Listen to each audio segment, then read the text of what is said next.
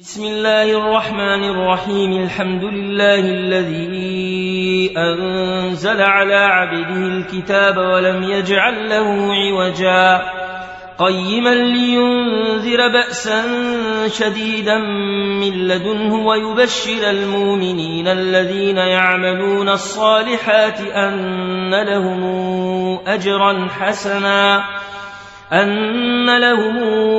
أجرا حسنا ماكثين فيه أبدا وينذر الذين قالوا اتخذ الله ولدا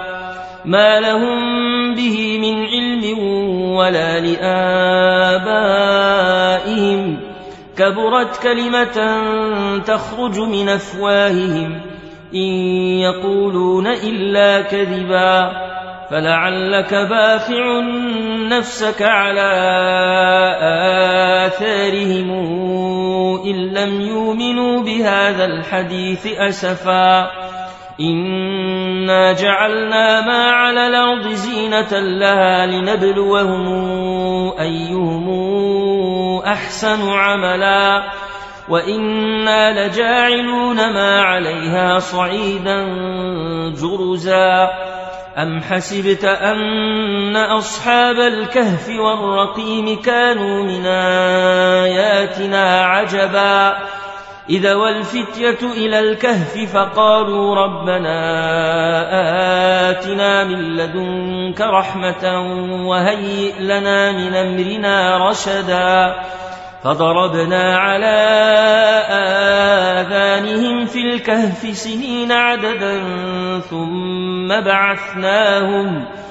ثم بعثناهم لنعلم أي الحزبين أحصى لما لبثوا أمدا نحن نقص عليك نبأهم بالحق إنهم فتيتنا آمنوا بربهم وزدناهم هدى وربطنا على قلوبهم إذ قاموا فقالوا ربنا رب السماوات والأرض لن ندعو من دونه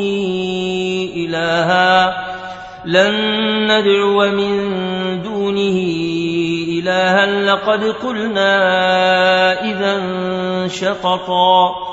هؤلاء قومنا اتخذوا من دونه آلهة لولا ياتون عليهم بسلطان بين فمن أظلم ممن افترى على الله كذبا وإذ اعتزلتموهم وما يعبدون إلا الله فأووا إلى الكهف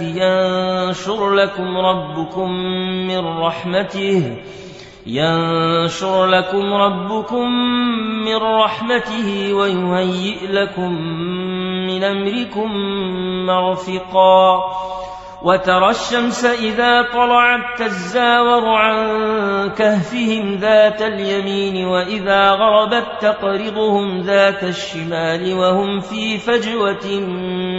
منه ذلك من آيات الله من يهد الله فهو المهتد ومن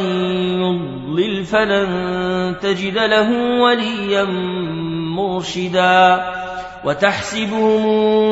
أيقاظا وهم رقود ونقلبهم ذات اليمين وذات الشمال وكلبهم باسط ذراعيه بالوصيد لو اطلعت عليهم لوليت منهم فرارا ولملئت منهم رعبا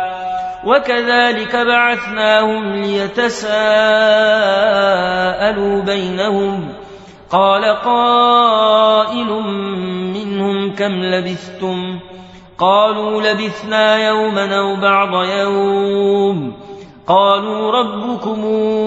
أعلم بما لبثتم فابعثوا أحدكم بورقكم هذه إلى المدينة فلينظر أيها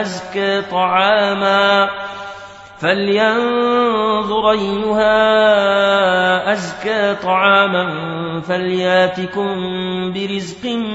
منه وليتلطف ولا يشعرن بكم أحدا إنهم إن يظهروا عليكم يرجموكم أو يعيدوكم في ملتهم ولن تفلحوا إذا أبدا وكذلك أعثرنا عليهم ليعلموا أن وعد الله حق وأن الساعة لا ريب فيها إذ يتنازعون بينهم أمرهم فقالوا ابنوا عليهم بنيانا ربهم أعلم بهم قال الذين غلبوا على أمرهم لنتخذن عليهم مسجدا سيقولون 3 رابعهم كلبهم ويقولون 5 سادسهم كلبهم رجما بالغيب ويقولون 7 وثامنهم كلبهم قل ربي أعلم بعدتهم ما يعلمهم إلا قليل فلا تمار فيهم إلا مراء ظاهرا ولا تستفت فيهم منهم أحدا ولا تقولن لشيء إني فاعل ذلك غدا إلا أن يشاء الله واذكر ربك إذا نسيت وقل عسى أن يهديني ربي لأقرب من هذا رشدا ولبثوا في كهفهم 300 سنين وازدادوا 9 قل الله أعلم بما لبثوا له غيب السماوات والأرض أبصر به وأسمع ما لهم من دونه من ولي ولا يشرك في حكمه أحدا واتل ما أوحي إليك من كتاب ربك لا مبدل لكلماته ولن تجد من دونه ملتحدا واصبر نفسك مع الذين يدعون ربهم بالغداة والعشي يريدون وجهه ولا تعد عيناك عنهم تريد زينة الحياة الدنيا ولا تطع من أغفلنا قلبه عن ذكرنا واتبع هواه وكان أمره فرطا وقل الحق من ربكم فمن شاء فليؤمن ومن شاء فليكفر إنا أعتدنا للظالمين نارا حاط بهم سرادقها وإن يستغيثوا يغاثوا بماء كالمهل يشوي الوجوه بئس الشراب وساءت مرتفقا إن الذين آمنوا وعملوا الصالحات إنا لا نضيع أجر من أحسن عملا أولئك لهم جنات عدن تجري من تحتهم الأنهار يحلون فيها من أساور من ذهب ويلبسون ثيابا خضرا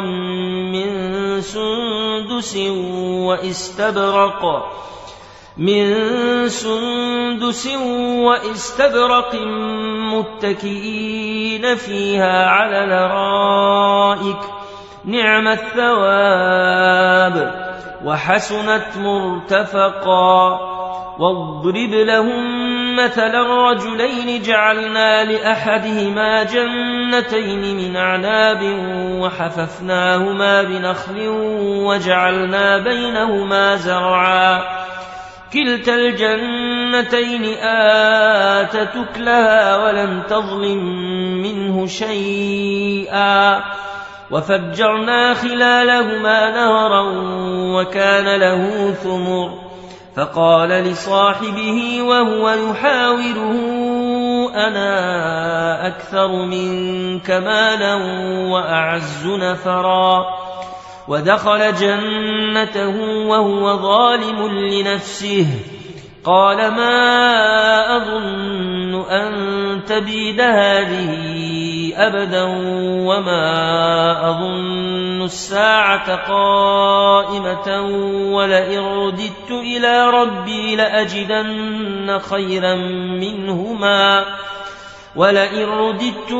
ربي لأجدن خيرا منهما منقلبا قال له صاحبه وهو يحاوره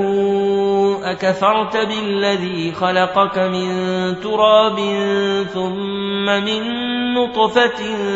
ثم سواك رجلا لكن هو الله ربي ولا أشرك بربي أحدا ولولا إذ دخلت جنتك قلت ما شاء الله لا قوة إلا بالله إن ترني أنا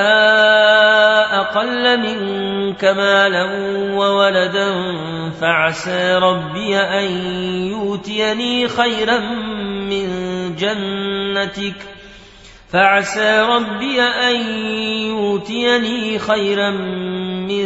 جنتك ويرسل عليها حسبانا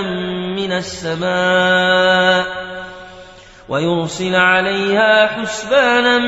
السماء فتصبح صعيدا زلقا أو يصبح ماؤها غورا فلن تستطيع له طلبا وأحيط بثمره فأصبح يقلب كفيه على ما أنفق فيها وهي خاوية على عروشها ويقول يا ليتني لمشرك بربي أحدا ولم تكن له فئة ينصرونه من دون الله وما كان منتصرا هنالك الولاية لله الحق هو خير ثوابا وخير عقبا واضرب لهم مثل الحياة الدنيا كماء أنزلناه من السماء فاختلط به نبات الأرض فأصبح هشيما تذروه الرياح وكان الله على كل شيء مقتدرا المال والبنون زينة الحياة الدنيا والباقيات الصالحات خير عند ربك ثوابا وخير نملا ويوم نسير الجبال وترى الأرض بارزة وحشرناهم فلم نغادر منهم أحدا وعرضوا على ربك صفا لقد جئتمونا كما خلقناكم أول مرة بل زعمتم أن لن نجعل لكم موعدا ووضع الكتاب فترى المجرمين مشفقين مما فيه ويقولون يا ويلتنا ما لهذا الكتاب لا يغادر صغيرة ولا كبيرة إلا أحصاها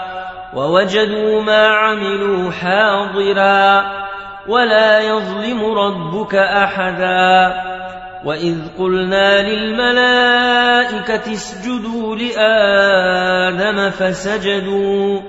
إلا إبليس كان من الجن ففسق عن أمر ربه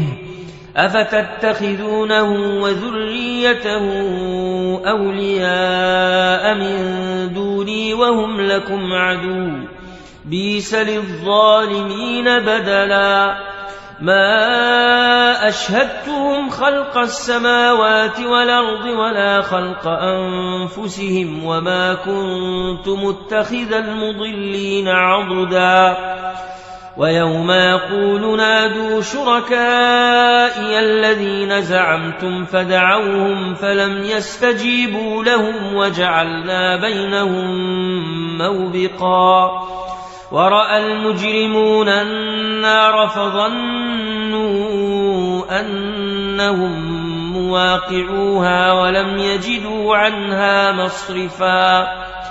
ولقد صرفنا في هذا القرآن للناس من كل مثل وكان الإنسان أكثر شيء جدلا وما منع الناس أن يؤمنوا إذ جاءهم الهدى ويستغفروا ربهم إلا أن تاتيهم سنة الأولين أو ياتيهم العذاب قبلا وما نرسل المرسلين إلا مبشرين ومنذرين ويجادل الذين كفروا بالباطل ليدحضوا به الحق واتخذوا آياتي وما أنذروا هزؤا ومن أظلم ممن ذكر بآيات ربه فأعرض عنها ونسي ما قدمت يداه إنا جعلنا على قلوبهم أكنة أن يفقهوا وفي آذانهم وقرا وإن تدعهم إلى الهدى فلن يهتدوا إذا أبدا وربك الغفور ذو الرحمة لو يواخذهم بما كسبوا لعجل لهم العذاب بل لهم موعد لن يجدوا من دونه موئلا وتلك القرى أهلكناهم لما ظلموا وجعلنا لمهلكهم موعدا وإذ قال موسى لفتاه لا أبرح حتى أبلغ مجمع البحرين أو أمضي حقبا فلما بلغا مجمع بينهما نسيا حوتهما فاتخذ سبيله في البحر سربا فلما جاوزا قال لفتاه آتنا غداءنا لقد لقينا من سفرنا هذا نصبا قال أرايت إذا وينا إلى الصخرة فإني نسيت الحوت وما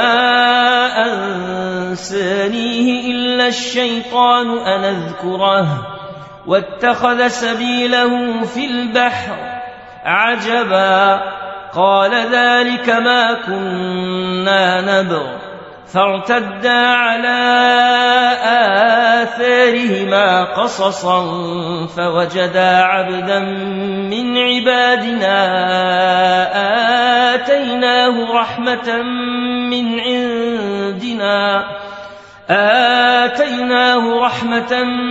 عندنا وعلمناه من لدنا علما قال له موسى هل اتبعك على أن تعلمني مما علمت رشدا قال إنك لن تستطيع معي صبرا وكيف تصبر على ما لم تحط به خبرا قال ستجدني إن شاء الله صابرا ولا أعصي لك أمرا قال فإن اتبعتني فلا تسألني عن شيء حتى أحدث لك منه ذكرا. فانطلقا حتى إذا ركبا في السفينة خرقها قال أخرقتها لتغرق أهلها لقد جئت شيئا إمرا. قال ألم قل إنك لن تستطيع معي صبرا. قال لا تواخذني بما نسيت ولا ترهقني من أمري عسرا. فانطلقا حتى إذا لقيا غلاما فقتله قال أقتلت نفسا زاكية بغير نفس لقد جئت شيئا نكرا.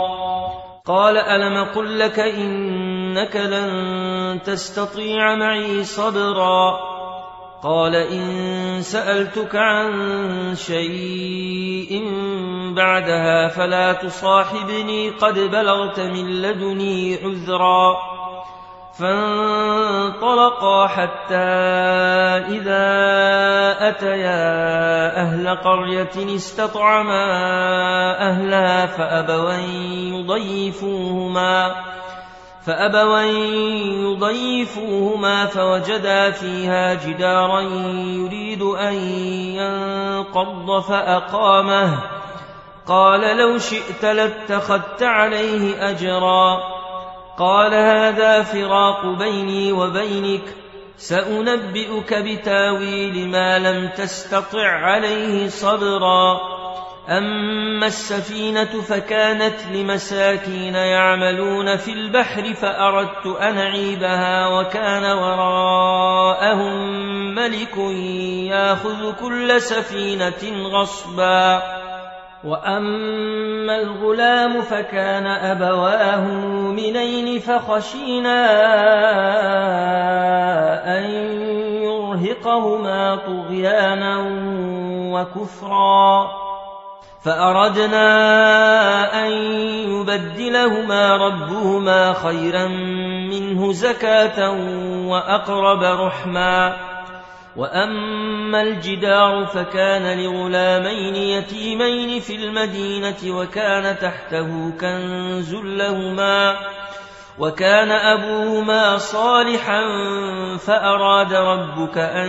يبلغا أشدهما ويستخرجا كنزهما رحمة من ربك وما فعلته عن أمري ذلك تاويل ما لم تسطع عليه صبرا. ويسألونك عن ذي القرنين قل سأتلو عليكم منه ذكرا. إنا مكنا له في الأرض وآتيناه من كل شيء سببا فاتبع سببا حتى إذا بلغ مغرب الشمس وجدها تغرب في عين حمئة ووجد عندها قوما. قلنا يا ذا القرنين إما أن تعذب وإما أن تتخذ فيهم حسنا. قال أما من ظلم فسوف نعذبه ثم يرد إلى ربه فيعذبه عذابا نكرا. وأما من آمن وعمل صالحا فله جزاء الحسنى وسنقول له من أمرنا يسرا. ثم اتبع سببا حتى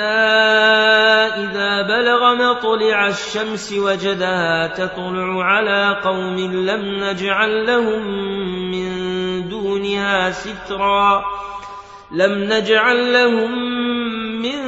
دونها سترا كذلك وقد حطنا بما لديه خبرا. ثم اتبع سببا حتى إذا بلغ بين السدين وجد من دونهما قوما لا يكادون يفقهون قولا قالوا يا ذا القرنين إن ياجوج وماجوج مفسدون في الأرض فهل نجعل لك خرجا على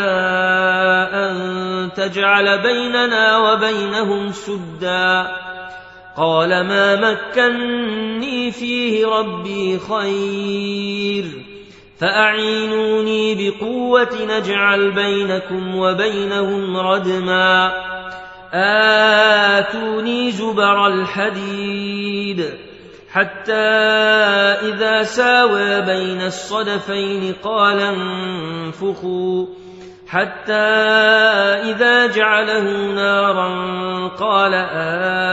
آتوني أفرغ عليه قطرا فما استطاعوا أن يظهروه وما استطاعوا له نقبا قال هذا رحمة من ربي فإذا جاء وعد ربي جعله دكا وكان وعد ربي حقا وتركنا بعضهم يومئذ يموج في بعض ونفخ في الصور فجمعناهم جمعا وعرضنا جهنم يومئذ للكافرين عرضا الذين كانت أعينهم في غطاء عن ذكري وكانوا لا يستطيعون سمعا أفحسب الذين كفروا أن يتخذوا عبادي من دوني أولياء إنا أعتدنا جهنم للكافرين نزلا قل هل ننبئكم بالأخسرين أعمالا الذين ضل سعيهم في الحياة الدنيا وهم يحسبون أنهم يحسنون صنعا أولئك الذين كفروا بآيات ربهم ولقائه فحبطت أعمالهم فلا نقيم لهم يوم القيامة وزنا ذلك جزاؤهم جهنم بما كفروا واتخذوا آياتي ورسلي هزؤا إن الذين آمنوا وعملوا الصالحات كانت لهم جنات الفردوس نزلا خالدين فيها لا يبغون عنها حولا قل لو كان البحر مدادا لكلمات ربي